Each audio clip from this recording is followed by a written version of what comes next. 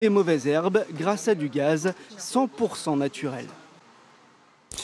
À Villoncourt, dans les Vosges, petite commune d'une centaine d'habitants, refuse l'implantation d'une décharge.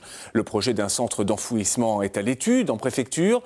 Mais alors qu'une association écologiste interpelle les élus sur cette question, ceux-ci gardent le silence. Alors pour faire entendre leur voix, les habitants sont une nouvelle fois appelés à voter blanc au régional ce dimanche. Sur place, Bruno Demange et Thierry Gannet. Dans les rues de Villoncourt, comme dans celles des villages avoisinants, on annonce la couleur. Une partie de la population indique clairement son opposition au projet de décharge porté par l'entreprise Cita. L'objet de la polémique, le voici, ce terrain de 72 hectares à quelques kilomètres de la commune. Les opposants au projet ont constitué le collectif anti-décharge de Villoncourt. En premier lieu, on a des gros doutes sur les caractéristiques géologiques. On a des doutes aussi sur les problèmes de transport, les problèmes d'odeur, les problèmes de santé.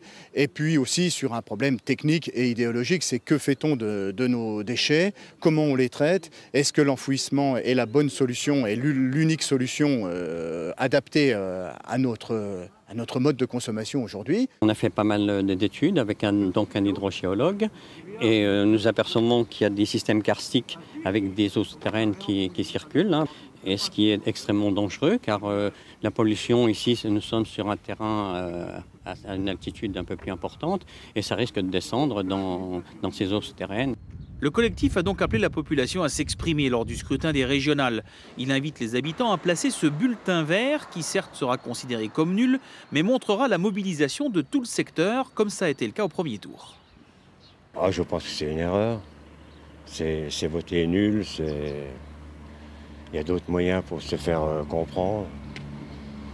Peut-être que les élus à un plus haut niveau que moi auraient dû plus s'investir aussi dans l'emplacement du site, quoi. Le projet en l'état est-il nocif pour la rivière qui se jette ensuite dans la Moselle? La réponse n'est pas évidente. Les services de l'État étudient le dossier. Une enquête d'utilité publique doit être ouverte très prochainement. Et les expulsions